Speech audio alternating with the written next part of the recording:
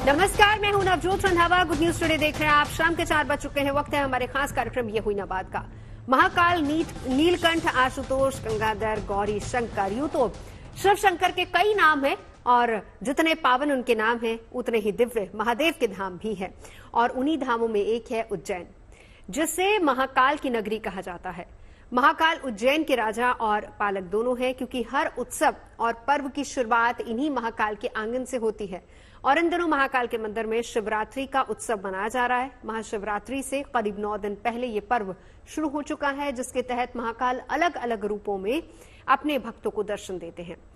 इसे आप यूं समझिए कि जैसे महाशिवरात्रि पर शंकर जी और माता पार्वती के विवाह से पहले की परंपरा निभाई जाती है। महाकाल को हर दिन उन्हें दूल्हे की तरह अलग अलग अंदाज में सजाया जाता है। भक्तों की भारी भीड़ उनके हर रूप, हर स्वरूप को देखने के लिए पहुंच रही है। आस्था और भक्ति का महामेला महाकाल के आंगन में सज रहा है। लेकिन शिव नवरात्रि क्या होती है और क्यों इसकी इतनी अहमियत है, ये सब आज हमारे खास मेहमानों से हम जानेंगे, आपको बताएंगे। हमारे साथ तमाम खास मेहमान, विद्वान और ज्योतिषी मौजूद होंगे। लेकिन उससे पहले आपको दिखाते हैं महाकाल के दरबार की रौनक।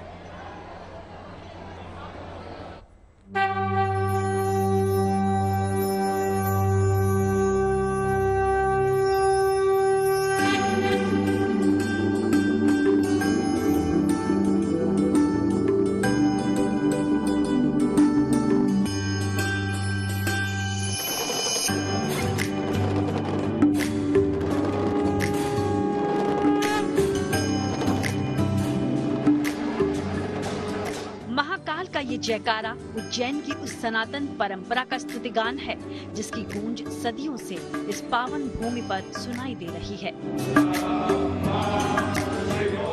महाकाल का ये स्वरूप काल की सीमाओं से परे एक ऐसा सत्य है जो शिव भी है और सर्वत्र भी है। महाशिवरात्रि से पहले महाकाल की ये नगरी शिव नवरात्रि का उत्सव मना रही है।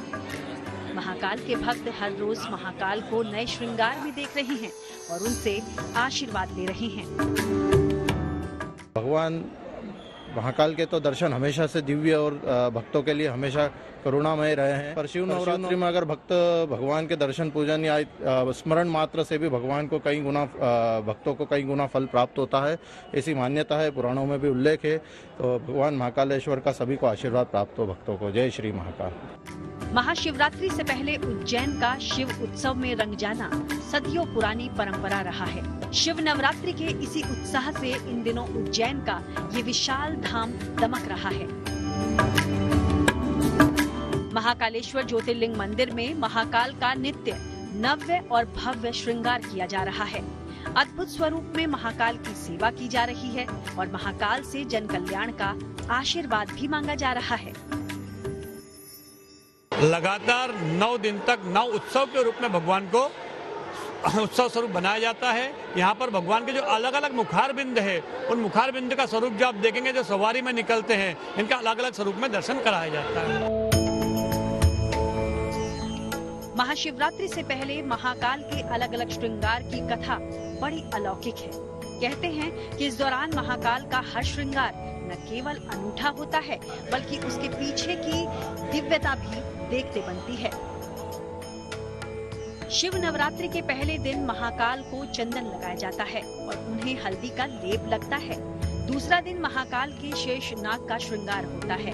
इस दिन महाकाल शेषनाग स्वरूप में भक्तों को दर्शन देते हैं। तीसरे दिन महाकाल भक्तों को घटाटोप श्रृंगार के दर्शन देते हैं, जबकि चौथा दिन महाकाल के छबीना श्रृंगार का होता है।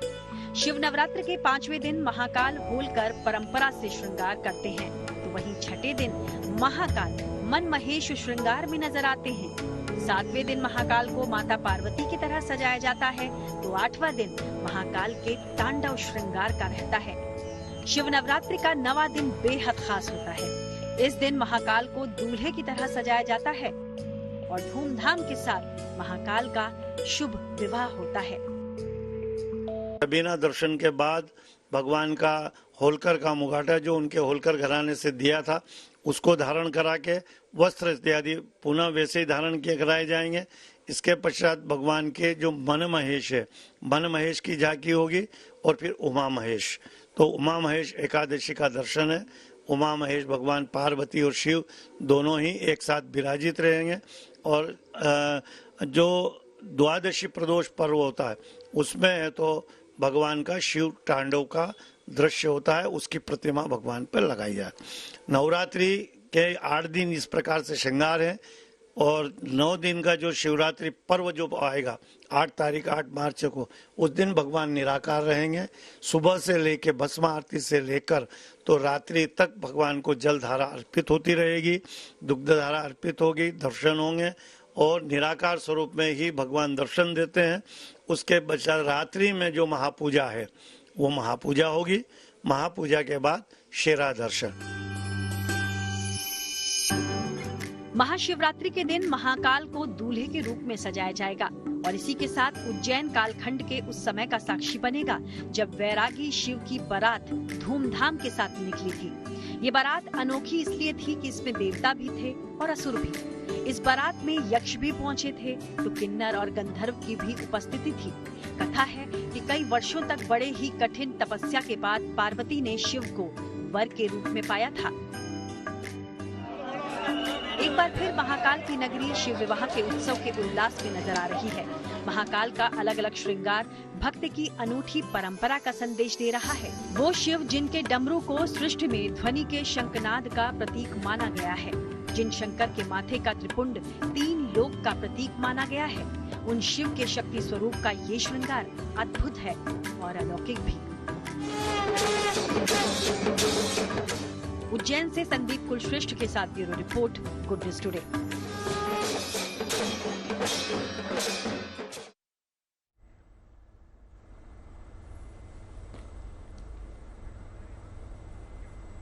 तो चलिए महाकाल के इन 9 रूपों और 9 श्रृंगारों का भी आज हम जिक्र करेंगे और साथ ही साथ समझेंगे कि आखिर 9 श्रृंगार क्यों किए जाते हैं और महाशिवरात्रि को नवरात्रि के रूप में आखिर क्यों मनाया जाता है। खास मेहमान हमारे साथ जुड़ चुके हैं। परिचय करा देती हूँ, नंदिता पांडे हमारे साथ इस वक्त मौजूद हैं, हमारे साथ डॉक्टर हलीन कौर मौजूद हैं, हमारे साथ पंडित संजय शर्मा मौजूद हैं और साथ ही साथ प्रतीक भट्ट जी हमारे साथ मौजूद हैं। शुरुआत करते हुए सबसे पहले संजय जी बताइए कि हमने सिर्फ शिवरात्रि का नाम सुना था, लेकिन ये नवरात्रि इसको कहा जा रहा है, शिव की नवरात्रि, ये क्या होती है? जी देखो, सबसे पहले जीएनटी के सभी दर्शकों को प्यार भरा नमस्कार। और सबसे पहले भगवान शिव का ही ध्यान करते हैं। ओम नमः शिवाय, ओम नमः शिवाय, ओम नमः शिवाय, ओम नमः शंभवाय च मयो भवाय च, नमः शंकराय च महेशकराय च, नमः शिवाय च शिवतराय च। तो जो आपने कहा नवरात्रि, क्योंकि भगवान शिव के जो स्वरूप है, कहते हैं भगवान शिव का जो स्वरूप है वो जैसे विवाह में दूल्हा सजता है 9 दिन होते हैं, उसी प्रकार से जो 9 दिवस माना गया है, क्योंकि भगवान शिव जो है वैराग्य को त्याग करके जो है और गृहस्थ आश्रम में जो है प्रवेश कर रहे हैं। और उसके जो 9 दिन के जो 9 स्वरूप हैं, आपने अभी सुना, आज जो है हलाहल नामक जो है श्रृंगार हो रहा है और उसके बाद जो है मानस श्रृंगार है। और जो रात्रि नवरात्रि होती है, जो भगवान शिव की विवाह का दिन है, वो जो है शिवरात्रि कहते हैं। तो जो 29 तारीख से लेकर के 8 दिन जो ये पूरे 9 दिन है, ये भगवान शिव के अलग अलग श्रृंगारों का महत्व माना गया है और भगवान को उसी तरीके से सजाया जाता है जिस प्रकार से शेहरा श्रृंगार जो है आखिरी दिन का जो श्रृंगार होता है, शेहरा जब शेहरा बंदी होती है शादी पर, तो उसी प्रकार से शेहरा श्रृंगार है। और आज का जो महत्व है बहुत ही बड़ा महत्व है, क्योंकि आज जो है चौथा दिन है, आज जो 4 तारीख है चौथा दिन है और आज के दिन चौथा श्रृंगार जो है भगवान शिव का हो रहा है। और उसके पश्चात अपने मन से, कहते हैं कि सब जो है अपने मन से जो श्रृंगार कर रहे हैं और भगवान के जो रूप है अलग अलग तरीके के रूपों, 9 रूपों की जो है अलग अलग तरह के श्रृंगार होते हैं। नंदिता जी हमारे साथ मौजूद है। नंदिता जी, आपसे जानना चाहूंगी कौन कौन से श्रृंगार हैं? और क्योंकि देखिए कहते हैं कि आजकल भी कि विवाह से पहले कम से कम 10 दिन पहले विवाह की जो तमाम रीति रिवाज है वो शुरू हो जाते हैं, क्या हम इसको उसी से जोड़कर देखते हैं? जी हाँ, ये इसके साथ साथ थोड़ा सा अगर स्पिरिचुअल कनेक्ट भी लेकर के जाऊं तो आइडियली हम वैसे 7 चक्रों को मानते हैं, लेकिन एक आकाश चक्र होता है और एक हम बोलते हैं वसुंधरा चक्र भी होता है। तो ये 9 चक्रों की जर्नी होती है जब भोलेनाथ परम शिव शक्ति जो माँ शक्ति शिव जी से मिलन करती हैं। तो इसलिए ये 9 दिन के श्रृंगार के रूप में इस पूरी प्रोसेस को माना जाता है। जैसे प्रथम दिन जो है, जो उनका श्रृंगार है, वो कोटेश्वर महादेव के नाम से किया जाता है, यानी कि चंदन आदि लगा करके उनको, जैसे हम हल्दी का वो करते हैं, हल्दी तो शिव जी को चढ़ाई नहीं जाती, लेकिन इसमें चंदन आदि से शिव जी को श्रृंगार किया जाता है, यानी कि प्रोसेस शुरू हो जाती है। वो पंचमी कृष्ण पक्ष की, फागुन की कृष्ण पक्ष की पंचमी तिथि से शुरू होता है। दूसरे दिन जब उनका श्रृंगार करते हैं तो उसके नेक्स्ट स्टेज में आ जाते हैं, और शेषनाग के ऊपर वो श्रृंगार उनका शेषनाग के रूप में किया जाता है, क्योंकि भगवान शिव के आराध्य भगवान विष्णु है, भगवान विष्णु के आराध्य भगवान शिव है। तो ये अब अपने आराध्य की तरफ नतमस्तक हो रहे हैं और उनके रूप में श्रृंगार करके उनको भी इन्वाइट कर रहे हैं कि आइए आप भी मेरे साथ इस खुशी में शामिल हो। तीसरे दिन को जब हम जर्नी जाते हैं, तीसरे दिन जो श्रृंगार होगा तो वो घटा टोप यानी कि मुंडमाला का, जो एक शिव जी का एक भैरव प्रतीक का रूप हो जाता है, तो मुंडमाला से उनको सजाया जाता है और उसका श्रृंगार उनको किया जाता है। फिर चौथे दिन जैसे ही वो जर्नी आगे बढ़ती है तो वो बढ़ती है छबीना, यानी कि अब उन्होंने बाकी बेसिक्स अपने कर लिया, अब बिल्कुल एक युवा प्रिंस की तरह, एक राजकुमार की तरह वो सजने धजने लगे, अपने विवाह की तैयारियां करना शुरू करें। तो इसलिए इनको यहाँ पे इस समय छबीना बोलते, छैल छबीना बोलते हैं ना, उसी तरह से छबीना श्रृंगार होता है। उसके बाद छबीना श्रृंगार के बाद आ जाता है होलकर श्रृंगार, यानी कि क्योंकि उज्जैन में है होलकर, वहां पे राजा रहे और उनका पूरा डायनेस्टी रही, तो उनके जो महाराजा जिस तरह से सजते थे, जैसे उनका मुकुट होता था चंदन आदि चांदी आदि से, उसी तरह से उनको उस तरह के मुकुट आदि से सजा करके उनको होलकर महाराज की तरह उनको सजाया जाता है। और उसके बाद आ जाता है मन महेश श्रृंगार, जो कि इनकी इस श्रृंगार में जो है वासुकी जो नाग थे, उन्होंने शिवजी ने उनको वरदान दिया और उनको अपने गले में धारण किया, यानी कि लाइफ साइकिल।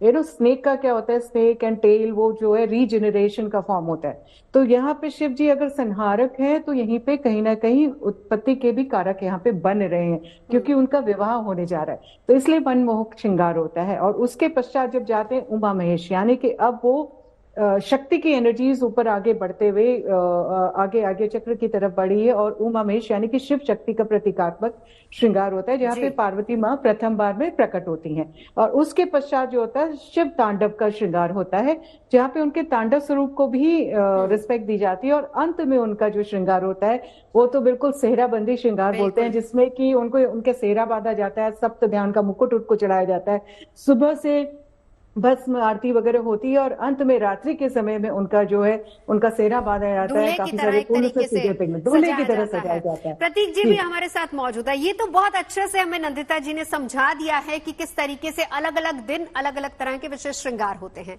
ये तो बात हुई कि श्रृंगार किए जाते हैं, लेकिन एक आम जन अगर इन 9 दिनों तक उपासना करनी चाहे शिवरात्रि से पहले, तो उसे क्या करना चाहिए ये भी बताइए, क्योंकि घर में इस तरह के पहली बात तो श्रृंगार हो सकते हैं नहीं, आप बताइएगा, और दूसरी बात यह है कि अगर नहीं भी हो सकते तो क्या किया जाए। बहुत उत्तम प्रश्न पूछा है नवजोत जी आपने, तो उसके लिए थोड़ा सा पीछे ले जाना चाहेंगे। शिवरात्रि मनाई क्यों जाती है? जैसा कि शिव पार्वती का विवाह ये सर्वविदित है, हर जगह प्रचलित है, लेकिन उसके अलावा भी कुछ महत्व है शिवरात्रि के, वो 6 महत्व बताएंगे। शिवरात्रि बोधोत्सव कहा गया है, कहा गया है स्वयं का स्वयं से बोध, अपने इनर वर्ड को जानना, मेडिटेशन। दूसरा कहा जाता है सृष्टि की शुरुआत में भगवान शिव का निराकार से ब्रह्म से रुद्र के रूप में अवतार हुआ, इसलिए शिवरात्रि मनाई जाती है। तृतीय ईशान संहिता में कहा गया कि करोड़ों सूर्यों के समान प्रभाव वाले लिंग रूप में शिव भगवान प्रसन्न हुए, इसी में ही जवाब छुपा हुआ है, इसीलिए 6 रहस्य बता रहा हूँ। चौथा, कृष्ण चतुर्दशी तिथि में चंद्रमा सूर्य के नजदीक होता है, जीवन रूपी चंद्रमा का शिव स्वरूपी सूर्य के साथ योग मिलन होता है। तो इस तरह के 4 में अगर मैं सबसे पहले बात करूं तो पहली बात मेडिटेशन की यहाँ कही गई, तो घर में इन 9 दिन आप सर्वप्रथम मेडिटेशन करिए। दूसरी बात बताई कि चंद्र का मिलन होता है, तो इस दौरान चंद्र को अर्घ देना शुभकारी होता है। तीसरी चीज जो बहुत इंपॉर्टेंट हो जाती है, जिसके लिए मैंने पूरी कहानी रची, सूर्य के समान प्रभाव वाले लिंग रूप में शिव प्रकट हुए, तो अगर आपके पास पारस शिवलिंग घर में है तो उसकी 9 दिन नमः शिवाय, शिव अमोघ कवच और रुद्राष्टक पढ़ के जरूर पूजा करे सर्व फल लेने के लिए। 5वां रहस्य वो ये कहा गया है, भगवान शिव तांडव करके तीसरा नेत्र खोल देते हैं, सृष्टि पूरी सृष्टि जल के राख हो जाती, भस्म कर देते हैं। तो निश्चित तौर पर शिव तांडव स्त्रोत का जाप इस 9 दिन जरूरी हो जाता है। अब छठी बात, कहा गया कि पूजा उन्होंने अपनी शादी करी इस दौरान, तो निश्चित तौर पर इस दौरान 9 दिन आप खास तौर से अगर मेडिटेशन करेंगे और घर में अपने जहाँ सोते हैं उसके सिरहाने में एक जल भर के रखिए और अगले दिन खास तौर से उस जल को आप किसी अच्छे पौधे में अगर अर्पित कर देते हैं तो लाभ मिलता है। तो 9 दिन घर में रह के इन सरल उपायों से जो शिवरात्रि के रहस्य में छुपे हुए हैं उनसे पूरे लाभ आप ले सकते हैं। यानी अगर आप कहीं किसी शिवालय नहीं भी जा सकते हैं तो घर पे रह के भी आप आराधना कर सकते हैं। डॉक्टर हलीन भी हमारे साथ मौजूद हैं। शिव के इन श्रृंगारों पर आप क्या कहेंगी? देखिए, श्रृंगार तो मैं ये कहूंगी कि जब मतलब ऐसा श्रृंगार होता है कि हर कोई हिप्नोटाइज हो जाता है। लाइक हर दिन का एक क्रेज होता है कि आज हम जाकर देखें कि आज कैसा श्रृंगार होगा। तो वो एक दिल से जो किया जाता है ना, लाइक मेरे को लगता है कि उस वक्त अगर कुछ 1-2 चीजें मिस भी हो जाती है तो उसका कोई महत्व नहीं होता। अगर घर पे भी कोई लोग पूजा करते हैं तो कभी कभी सोचते हैं कि कुछ चीज मिस हो गई, कहीं हमसे कुछ गलती तो नहीं हो गई। ऐसा कुछ नहीं है। जब आप किसी चीज को बहुत प्यार से सजाते हैं, जिसको आप बहुत प्यार करते हैं, जो आपकी अपनी है, तो वो बहुत ही ब्यूटीफुल लगता है। तो बहुत मनमोहक होता है वो दृश्य। तो बहुत सारी ऐसी चीजें हैं जो रिलेटेड है, बिकॉज ये दिन में जब आप पूजा करते हैं या कुछ भी ऐसा काम कर रहे हैं जो रिलेटेड है आपकी और आपके गॉड से कनेक्शन जो है, तो इससे मून बहुत स्ट्रांग होता है। तो जब हम कुछ काम कर रहे हैं तो इमोशंस अटैच्ड है, इमोशंस मून के साथ अटैच्ड है, तो इमोशनली आप बहुत स्ट्रांग होते हैं। अगर आप ये 9 दिन ऐसा श्रृंगार करेंगे, आप पूजा करेंगे, वो कोई भी एक लिस्ट नहीं है, कोई भी एक रूल्स नहीं है। अलग अलग तरह से पूजा की जाती है, अलग अलग तरह से श्रृंगार किया जाता है। जो चीजें भगवान शिव को पसंद है वो सब चीजें यूज की जाती है। वाइट चीजें यूज की जाती हैं, दूध का यूज किया जाता है। एक शादी में क्या होता है, खूब मिठाई होती है, बहुत मीठा होता है, काजू बादाम होते हैं, सैफरन होता है, जो हम बोलते हैं ना एक रॉयल जो चीजें रहती है हमारे भारत की, इंडिया की, जो वो सब चीजें, उन सब चीजों से भी श्रृंगार किया जाता है। ड्राई फ्रूट्स से श्रृंगार किया जाता है, रुद्राक्ष से किया जाता है ना। तो जो चीजें उनको पसंद है उस वक्त वो सब उसी से श्रृंगार करें। तो श्रृंगार का पहली बात तो पूरे 9 दिन श्रृंगार कैसा होता है और उसका महत्व क्या है, हमने नंदिता जी से भी जाना। प्रतीक जी ने बहुत अच्छे से एक्सप्लेन किया कि अगर हम शिवालयों में नहीं जा सकते तो हम घर पे रह के कैसे खुद को शिव की आराधना में लीन कर सकते हैं। लेकिन अब संजय जी ये भी हमें समझाइए, अलग अलग दिन के श्रृंगार की यहाँ पर बात हो रही है, प्रतीक जी की बात को ही यहाँ से आगे बढ़ाएंगे कि हम घर पे रहकर क्या कर सकते हैं। क्या इसमें कुछ, हालांकि शिव की आराधना करनी, उपासना करनी है, प्रभु जानते हैं कि आप किस लिए आराधना और उपासना कर रहे हैं, प्रभु आपके मन को पढ़ लेते हैं, लेकिन फिर भी क्या किसी विशेष कार्य के लिए भी इस दौरान पूजा की जा सकती है? जी, कहते हैं कि शिव जो है संहारक के रूप में है, क्योंकि हमारी जो अवस्था होती है जब हम इस सृष्टि के अंदर आते हैं तो 3 स्वरूप हैं, क्योंकि ब्रह्मा को जो है क्रिएटर माना है और विष्णु को पालनहार है और भगवान शिव जो है डिस्ट्रॉयर लॉर्ड हैं। तो अंतिम अवस्था में जब भी कभी महाकष्ट हमारे ऊपर आ जाता है तो शिव की पूजा से उस कष्ट को टाला जाता है।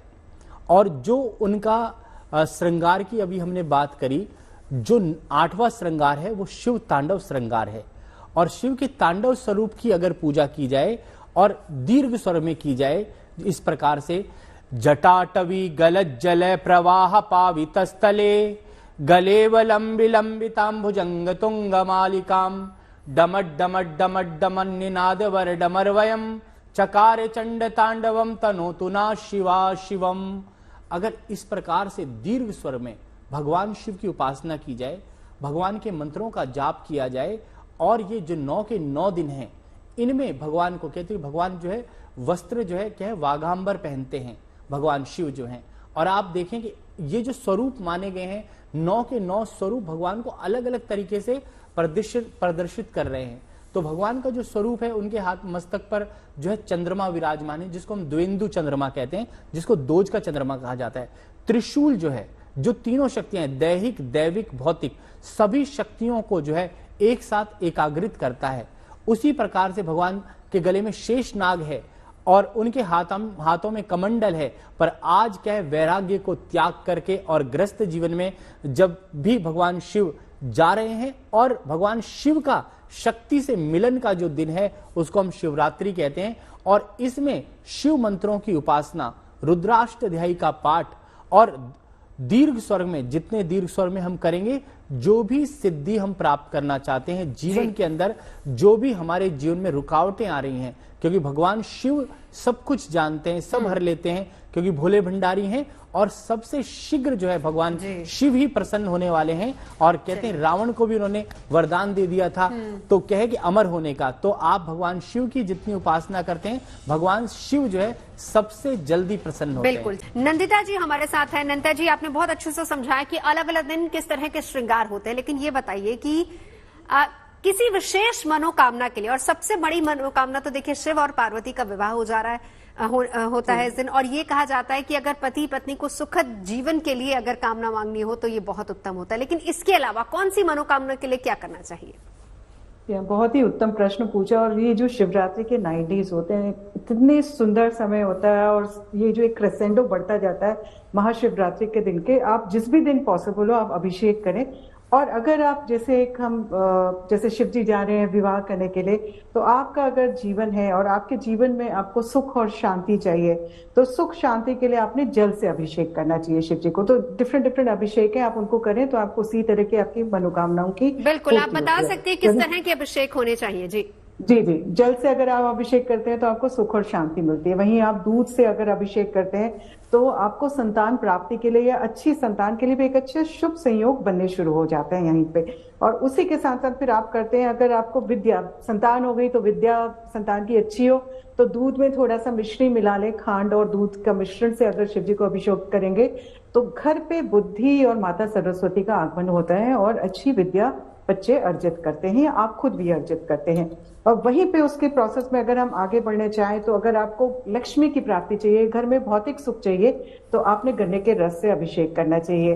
वहीं पे अगर आपको अपने संबंधों को सुधारना है, प्रेम संबंध सुधारने हैं, तो गुड़ से शिव जी का अभिषेक करें। और अगर वैवाहिक संबंधों को सुधारना है या भौतिक सुखों की कामना आपकी है तो आपने इत्र से शिव जी का अभिषेक करना चाहिए।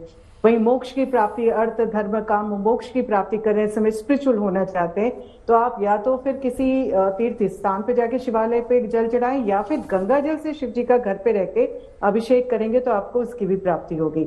शत्रु का अगर हनन नहीं, जैसे बहुत सारे दुश्मन हो जाते हैं, ये हो जाते हैं, आप उनको शांत करना चाहते हैं, आप शिव जी का स्मरण करें और बोले कि ये सारी मेरी नेगेटिविटी, आपने जैसे विष को अपने ऊपर ग्रहण करा था उसको करें, तो सरसों के तेल से शिव जी का अभिषेक करेंगे तो बहुत ही बेहतर होता है।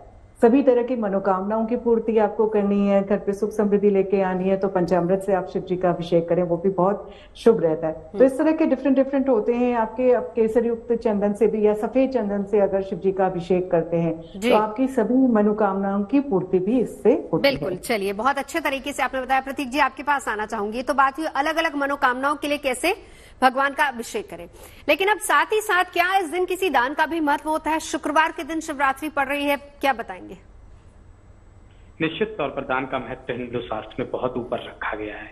तो आज के दिन खास तौर से आप शिवलिंग पर दूध जरूर अर्पित करें, लेकिन उतनी ही मात्रा में दूध किसी नीडी पर्सन को जो कि सच में उसका सुपात्र हो जरूर दान दें। शिव जी पर तिल का भी महत्व कहा जाता है। दूध में तिल डालकर अगर किसी भी तरह की नौकरी की समस्या दूर हो जाती है तो तिल का भी दान देना इसलिए शुभ हो जाता है।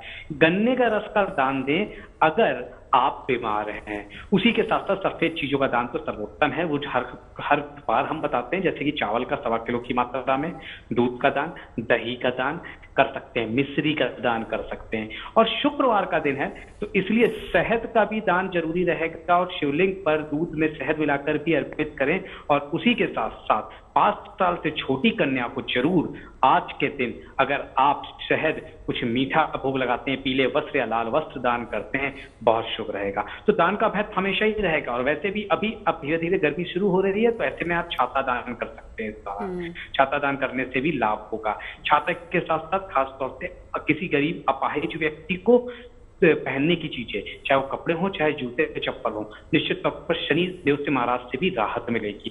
तो ये छोटे छोटे दान बड़े बड़े लाभ निश्चित लाएगा। बिल्कुल। डॉक्टर हरलीन भी हमारे साथ मौजूद हैं, आप क्या कहेंगे हरलीन जी? देखिए मैं ये कहना चाहूंगी कि दान तो आप जितना ज्यादा देंगे उतना आपको रिसीव होगा। तो ऐसे ही जितना मेडिटेट करेंगे, मेडिटेशन, दान करना, बिकॉज टाइम भी, अब बोलते हैं टाइम इज मनी। आप जितना टाइम किसी के लिए डिवोट कर सकते हैं, कोई आपके आसपास ऐसा पर्सन है जिसको हीलिंग की जरूरत है, जो नीडी है, बिकॉज पैसे तो हम दे ही रहे हैं, बट एक पर्सन के लिए पूजा की जाए, उसके लिए भी प्रेयर की जाए। आपके आसपास स्ट्रीट एनिमल्स हैं, उनको प्रॉब्लम है, वो प्रॉब्लम में आप उनके लिए हीलिंग कीजिए। आप बैठ के जब मेडिटेट कर रहे हैं, इतनी पावर्स होती है आपके हाथों में, इतनी एनर्जी होती है आपके आसपास, इतनी एनर्जी है ब्रह्मांड में। तो वो एनर्जी लेके, वो रिसीव करके अपने आसपास क्रिस्टल्स प्लेस कर सकते हैं, क्रिस्टल्स रख सकते हैं। जिन लोगों के पास में कुछ भी ऐसे क्रिस्टल है जो ऑलरेडी हीलर्स हैं, तो बहुत बहुत एनर्जी रहती है इस महाशिवरात्रि की रात को जो बोलते हैं। हाँ। तो इतनी एनर्जी, हम कितनी भी एनर्जी रिसीव कर सकते हैं, और इसको जरूर डिस्ट्रीब्यूट कीजिए, उसको दान कीजिए, वो टाइम दीजिए। बिल्कुल। और बहुत सारी चीजें हैं जो दान की जाती हैं, कपड़े, खाने की चीजें, और जो नीड की चीजें हैं, मतलब ऐसी चीजों का दान किया जाता है। ये नहीं कि वो हमें नहीं चाहिए तो वो चीज आप उनको दे रहे हैं, वो चीज देना है जो उनको जरूरत है, तो वो बहुत ज्यादा फल देती है। बिल्कुल। एक चीज मैं नंदिता जी क्लियर करना चाहूंगी, क्योंकि आपने बताया कि किस तरीके से जल या फिर अलग अलग तरह के अभिषेक प्रभु को करने चाहिए। क्या ये आप सिर्फ शिवरात्रि के दिन की बात कर रहे हैं जब शिवरात्रि है, या फिर आप ये जो 9 दिन का पूरा प्रोसेस चल रहा है, इस दिन हम किसी भी दिन कर सकते हैं या हर दिन करना चाहिए? बहुत उत्तम प्रश्न है। देखिए, जब बहुत ज्यादा परेशानियां होती हैं तो किसी भी त्रयोदशी या चतुर्दशी तिथि, यानी कि हर महीने में शिवरात्रि आती है, उस दिन से आप शुरू कर सकते हैं, रोजाना भी कर सकते हैं। और दूसरी चीज है, ये 9 डेज है, ये बहुत ही पावरफुल डेज है। इन पावरफुल डेज में अगर आप करते, और सबसे एक चीज बताना भूल गई थी कि शिव जी को खीर, चावल की खीर बहुत पसंद मानी जाती है उनको, महादेव को। तो आप चावल की खीर से अभिषेक करते हैं और किसी भी मनोकामना की पूर्ति के लिए करते हैं, बहुत ही सुंदर तरीके से आपको यहाँ पे उसके रिजल्ट्स मिलते हैं, पावरफुल। ये पर्व है शिव और शक्ति के मिलन का, यानी कि कुंडलिनी जागरण का भी पर्व है। तो आपकी इस समय जो शक्ति की एनर्जी ऊपर चैनलाइज होकर के शिव जी के पास जाकर के मिलती है, तो उस समय मैनिफेस्टेशन बहुत स्ट्रांग हो जाता है। यानी कि आप जो सोचेंगे, सही तरीके से अभिषेक करें, वैसे ही आपको यहाँ पे मिलना शुरू हो जाएगा। बिल्कुल। तो किसी भी दिन कर सकते हैं, जितना करना चाहे उतना कर सकते हैं, अच्छा रहता है। संजय जी हमारे साथ है। संजय जी, अब खास हम उसी दिन की बात करते हैं, शिवरात्रि के दिन की शुभ मुहूर्त, और कौन कौन से इस बार शुभ योग पड़ रहे हैं वो भी बताइए। और देखो, सबसे पहला जो योग पड़ रहा है शिवरात्रि के दिन, सर्वार सिद्धि योग है। क्योंकि कोई भी सिद्धि प्राप्त करने के लिए सर्वार सिद्धि योग के अंदर आप जो भी उपासना आराधना करते हैं उसका शुभ फल आपको प्राप्त होता है। दूसरा शिव योग है। उस दिन भगवान शिव की उपासना अगर आप करते हैं तो शिव योग में जब पूजा की जाती है, सूर्य उदय से लेकर के और रात को 12:29 तक का जो समय रहेगा वो शिव योग का रहेगा। उसमें भगवान शिव को प्रसन्न करने के लिए आप शिव तांडव स्तोत्र, दुर्गा अष्टध्यायी का पाठ कर सकते हैं। और जिन मंत्रों के पीछे शिव संकल्पमस्तु लगा हुआ है उन मंत्रों का जाप करें। एक मंत्र मैं बोल देता हूं, ओम जज्जाग्रतो दूरमुदैति देवम तदुसुपेतस्य तथैवैति दूरम गणम ज्योतिषाम ज्योतिरेकम तन्मे मनः शिव संकल्पमस्तु। जो शिव तन और मन में बसा हुआ है वो भगवान शिव है। और भगवान शिव को जो है नंदिता जी ने बहुत अच्छा बताया। देखो, कच्चा दूध, सबसे पहले जल, फिर दूध, दही का और पंचामृत का स्नान जो है, घृत इत्यादि का स्नान, चीनी का, शर्करा का स्नान और खीर का स्नान। और आज के दिन अगर पारे का शिवलिंग लेकर के घर पे स्थापित करें तो उसका बड़ा विशेष महत्व है। और शिवरात्रि का जो महापर्व होता है उस दिन भगवान शिव का जो है आप जो है पूरे दिन ध्यान करें और ध्यान मगन होकर के भगवान शिव में रमते जाएं और ओम नमः शिवाय मंत्र का जाप करते जाएं। और उसी से प्रभु की कृपा भगवान शिव की बिल्कुल कृपा। चलिए संजय जी, वक्त की कमी है, आप सभी खास मेहमान हमारे साथ जुड़े, इसके लिए बहुत बहुत शुक्रिया।